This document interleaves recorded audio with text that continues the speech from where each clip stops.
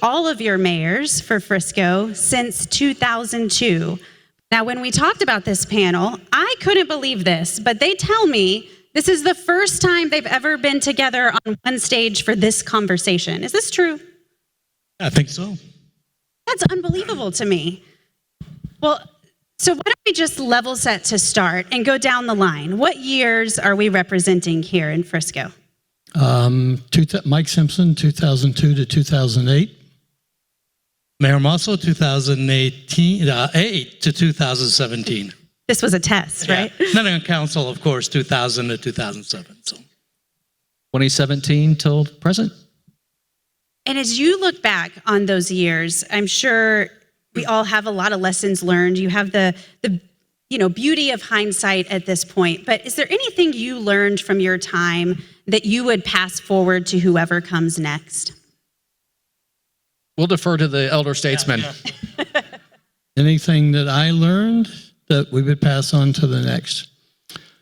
In the case of Frisco, and at some point I'm going to talk about what it was like back in 2000, 2002, but in the case of Frisco, it's that we can accomplish anything that we want to accomplish. When everybody works together, we have a team of not only in the city, but with our partners throughout EDC, CDC, the CVB or Visit Frisco, all of those working together have enabled us to be what we are now after my 28 years in Frisco and since mayor in 2002. I guess the key word I would say is patience. Unlike most things we do in our personal lives, the big difference is cities are forever, right? And we don't have to solve everything today. We just need to do it right, do it with planning and be prepared. With the hypergrowth Frisco experienced, if things weren't planned out, it would have been a disaster. If the council didn't have a strategic workshop to look at where we want to be, the citizens didn't get involved. So patience is a key. And the second thing I would say is go in with an open mind. Can't tell you how many times somebody has called us, Mike or Jeff, and said, the city's terrible, this is really bad, and they convince us, it's like, well, that's not right. And then you get up on the stage and you already have your position all set, and you're not coming in with an open ear, an open mind, and all of a sudden you get the other side of the story, right? And it's like, oh crap, I just promised this person I met with that we're gonna be behind him, but it's not good for the city. And so those things are probably the two key things: is patience and go in with an open mind when you're trying to make these decisions. Yeah, and I highlighted some of those at the end, but the one I'll expand on is our extraordinary city staff in this community. I think that becomes a lot of our elected officials' first big surprise once they take office, is just every department by department, just we're able to attract the best of the best, and we've just got an amazing team as part of the city. I mean, in many ways, our job is to stay out of their way so that they can do amazing work here in the community. So, that's what I would say to anyone who kind of takes the reign is lean on and trust the incredible people working for this community. Yeah, that's really good. We got to hear, Mayor Cheney, some of your wins and accomplishments as you reflected back, but let's take it all the way. And what were some of the big wins and changes, when we saw that line graph of population growth? Take us back to 2002 and those years. What were some of the first things that you were excited about? Well, I think everybody needs to understand that in 2002, we were just beginning to make a move from a small town to a city. For those of you who don't understand, our city hall used to be in the School of Rock on Main Street. Does everybody know that? Couple doors down from us. Couple doors down from the chamber. And the things that started to happen then is we knew that we needed to bring people into Frisco, and we knew that we need to have a reason. We had the mall. Mayor and I talked about the fact that when we got on council in 2000, the first thing we did after our summer work session is to come back to the grand opening of the Stonebriar Mall. So we had that engine coming. We were bringing people here, but what else would get them to stay here? We didn't have any mountains. We didn't have any lakes. What was going to be the draw to Frisco? And that's what eventually got us into Sports City USA with all the things that happened after that. But in 2002, one of the biggest things in my mind ever happened was the benefit and happened because of our citizens. We passed a $197.5 million bond election. That enabled us to build a city hall, a library, a police department, a fire department, a senior center, $74.5 million worth of roads, all kinds of things that we didn't have. So when people came to Frisco, we wouldn't take them into a little corner building that was a bank and now is a School of Rock to do the negotiations. And after that, in 2006, was a $198 million bond issue. So those things that allowed us to do and make Frisco a city that represented what our citizens wanted us to be happened because of the citizens of Frisco and those two bond issues. And at the same time, we decided we were going to have the Rough Riders, the Stars. We were going to have a Hunt Sports Group with FC Dallas, and we were on our way to become Sports City USA. It's amazing in 3 years, all the things they talk about our staff. The council and the mayor can get all these things done, and the citizens can give you the bond money. But when it comes to getting the work done, you can't do it without a great city manager, staff, and all the other city employees. I'm going to outdate Mike here a little bit. Before School of Rock, it was the Boys and Girls Club building. And my first meeting was in that building in 1996 with George Purfoy. And he was an adversary, by the way. I went in there, and I'm a business guy, and I'm going to come in there and show the city manager why building an airport in Frisco was wrong. Okay? Bill Cox, the mayor-elect of McKinney's here. Bill, where are you? Stand up. I know you're out here. Stand up. The newest mayor of McKinney is right there. There you go. Congratulations, Bill. Congratulations. So, Bill, we did this before you all did it, right? Just for we landed a 737 in Frisco, parallel to Legacy Road, right over Starwood's Homes, right? Mike and I became activists early on because of that. And so I sat with George Purfoy in his office, and he laid out everything to me right in front of me with the details. I thought, gosh, I thought I was going to manipulate him to give me this information. But that's really historically the culture of Frisco. It's transparency. Frisco was fiscally conservative before that word became cool. Mike mentioned the bonds. Frisco had grown rapidly in 1992 from 6,500 to 1996, probably about 15,000, to the year 2000 when we were elected to 33,000 people. Yet Frisco was in the same offices, the same buildings. Our police department used to do their investigations in the hallway floor of City Hall, which was the old Boys and Girls Club. And the reason the city waited and did it pretty much all at once was to make sure the revenue kept growing, the taxpayers were well served, the taxes were low. And so, again, back to that main word of patience, Frisco was patient. So when somebody asked, when was City Hall built, or fire headquarters, or police headquarters, or the rec center, it was all in 1996 they were opened, right? 1 year. Talk about that kind of volume, but there was a reason behind it, and it was a well-planned out reason. Of course, we had the master of all masters, George Purfoy, as our city manager of really watching out for let's give him, it's never can say thank you enough to him. Yeah. So who I am today was pretty much learning from him everything he knew, and I'll never get there. So, and the other thing I would tell you about George is don't ever bet against him. You'll lose, because I learned the hard way. So in our pre-call Zoom yesterday, I have my 200,000 Frisco population in my Zoom background, and Mayor Simpson was talking about how he has the same sign with the 100,000 population. And I actually learned for the first time that Mayor Mike may have fudged the numbers so that he got 100,000 under his term. He's got an answer for that. Watch this. But I do commit, Mayor, that we're going to have city staff make you 150,000 population sign. So I went over during your tenure, so you have your version. But you speak on, kind of building, when you have, kind of three generations. Nothing in Frisco. Frisco's a very different city. Had Stonebriar Mall not come to Frisco, we'd be talking about a totally different reality. We don't become Sports City USA if during Mayor Simpson's time that Toyota Stadium doesn't come here, and before him the Rough Riders.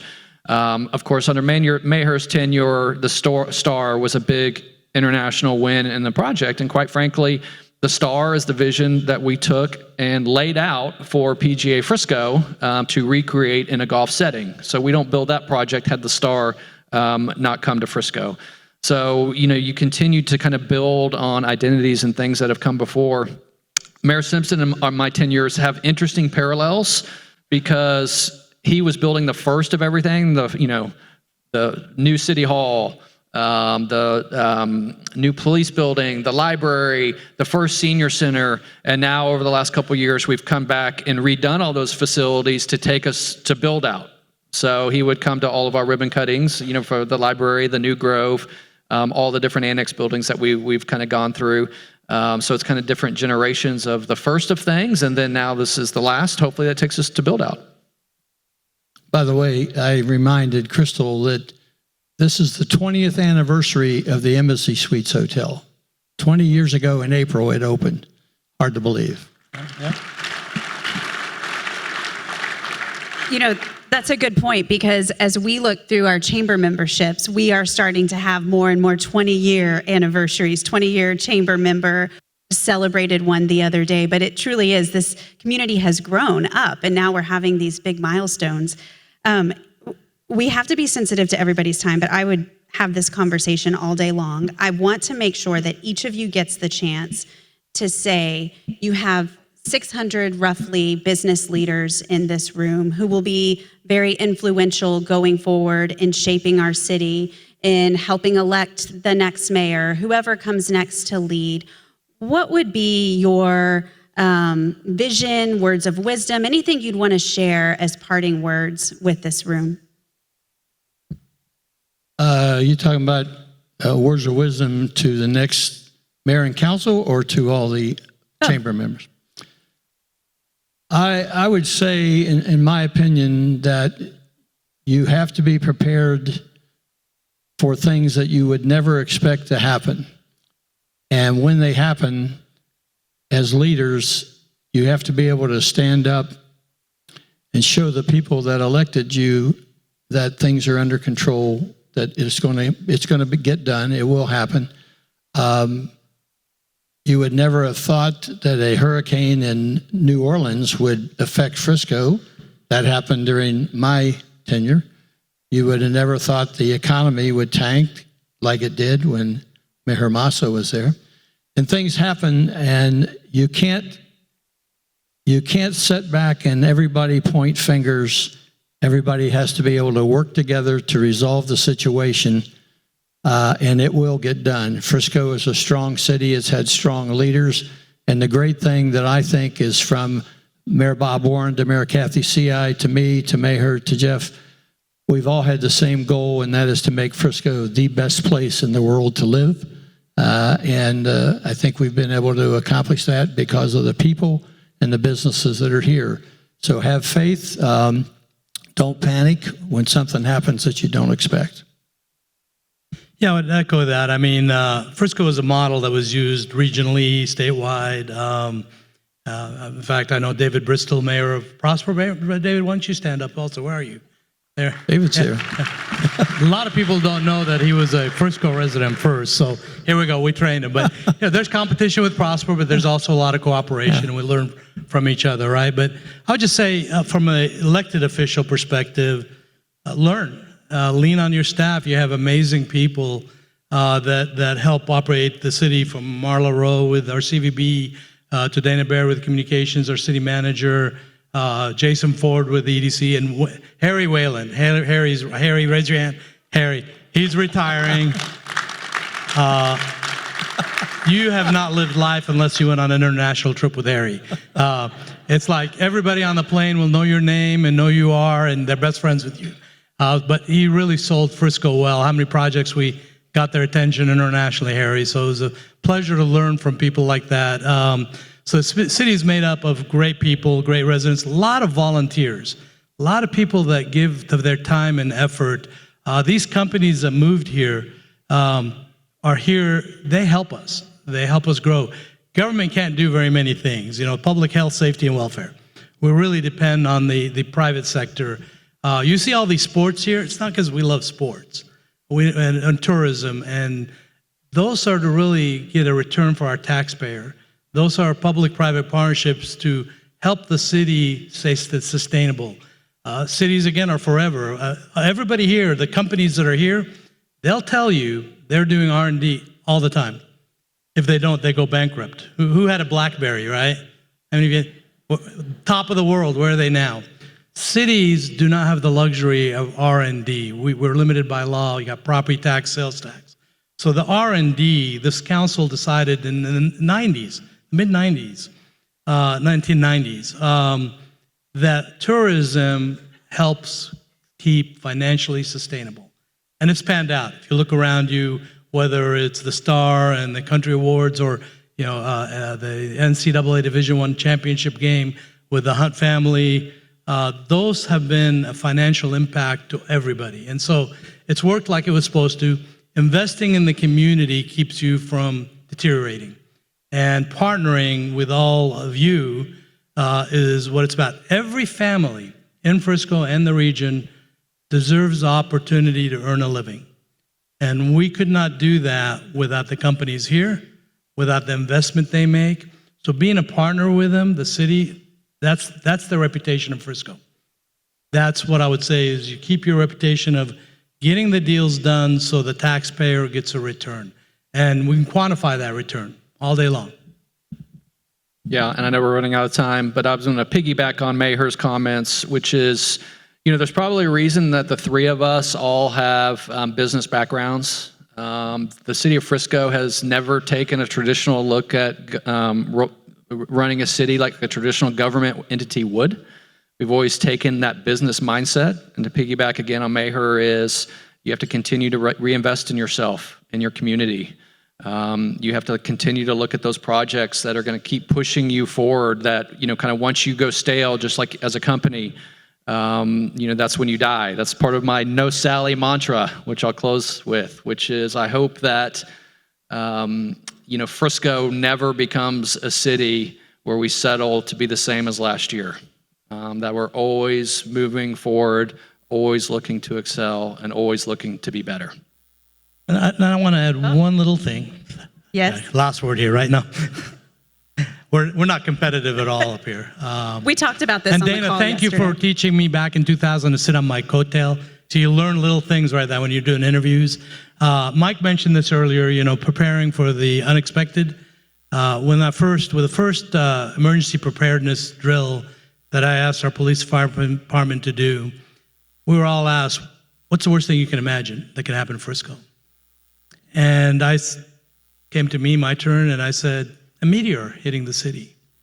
And which is probably not going to happen, right? But the reality was you'll never know what bad things can happen. COVID. Ebola. I had Ebola. We had an emergency meeting about Ebola. The key is being prepared as a city, as a staff, as elected officials, being on the same page, because bad things will happen. And if you are not on the same page, it's not going to go well for the residents. And the last thing I would leave you with is a really big thank you. Nothing would have happened, nothing, without the partnerships with the school district, the college. We're in charge of about 50% of our destiny regionally, whether it's our Regional Transportation Council or Dallas Chamber. We depend on others, but the top one is our residents, our citizens, all those bond elections to build roads. And sometimes, by the way, they were roads to nowhere. If you look at where the PGA is today, we knew when the mall opened back then, malls were a hot thing. The next one's going to be probably 10 miles farther. And David, it was a competition with Prosper, right? So we built roads and water and sewer out there. The taxpayer invested that, allowed us to invest that, so we were prepared. And so without that support, without the taxpayer being behind the city, nothing would happen. So that's why communication is really important, transparency is really important to make sure our residents understand what's taking place and have a say in it. It's a critical component, because without that, nothing happens. So So it's dangerous to give a mayor a microphone. This is why we've never done one with 3 mayors before. It all makes sense now. So I would like to go. I would like to go on record. Is my mic still on? I got my numbers that we were over 100,000 from the City of Frisco's website. 103,000 at the end of 2007. We're not really competitive, but yes, my sign was correct, Mayor Cheney. Well, see, I was taking over from Mike, and that break, it was really critical, right? So, because he convinced me to run, right? It was, the economy was going, where in 2017, 18. And I said, why do I want to be part of that after we just opened every building on your watch? I'm going to get the credit for tanking the economy. Thanks, Mike. Can I just make? Just one Wait a minute. One- This is a serious thing. You had nowhere to go, right? No, That's just- there's two groups of people that need to be thanked. We have 17 years total when council and mayor, 18 years total council and mayor, 8 years total council and mayor. I would have run for another term, but the charter said we were term limited at 2 terms.